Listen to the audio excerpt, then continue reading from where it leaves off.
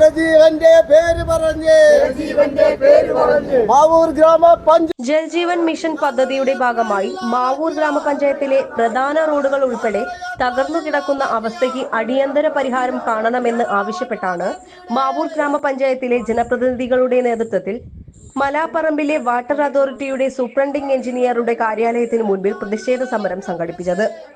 ഏറെക്കാലമായി കാൽനടയാത്ര പോലും ദുഷ്കരമായ വിധത്തിൽ മാവൂർ ഗ്രാമപഞ്ചായത്തിലെ റോഡുകൾ പൈപ്പ് ലൈനുകൾ സ്ഥാപിക്കുന്നതിന് വേണ്ടി പൊളിച്ചിട്ട നിലയിലാണ്.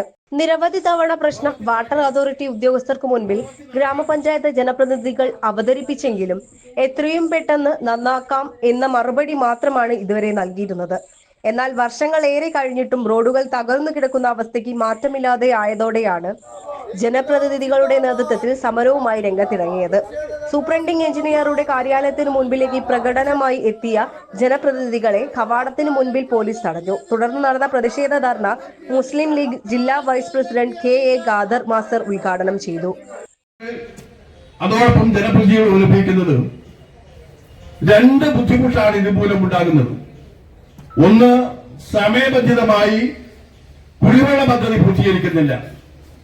അതോടൊപ്പം പഞ്ചായത്ത് ഭരണസമിതിയിലെ ആളുകൾ അനുഭവിക്കുന്ന പ്രയാസം, അവർക്ക് ഓരോ വർഷത്തേക്കും അനുവദിച്ച് കിട്ടുന്ന പദ്ധതി വിഹിതം ഉപയോഗിച്ചുകൊണ്ട് നടപ്പിലാക്കേണ്ട റോഡുകളുടെയും മറ്റു പ്രവൃത്തികളുടെയും പ്രവർത്തനങ്ങൾക്ക് നീക്കിവെച്ചുള്ള ഫണ്ട് യഥാസമയം വിനിയോഗിക്കാൻ കഴിയുന്നില്ല എന്നതാണ്.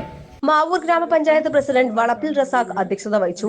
Kunnamangalam block vice president Maimuna Kadakkancheri, ഗ്രാമപഞ്ചായത്ത് vice president Fathima Unikkoor, block അംഗം Rajitha Sathyan, VS Ranjith, Ismail master, K Usman തുടങ്ങിയവർ സംസാരിച്ചു. തുടർന്ന് വാട്ടർ അതോറിറ്റി സൂപ്രണ്ടിംഗ് എഞ്ചിനീയർക്ക് സമരക്കാർ നിവേദനം നൽകി.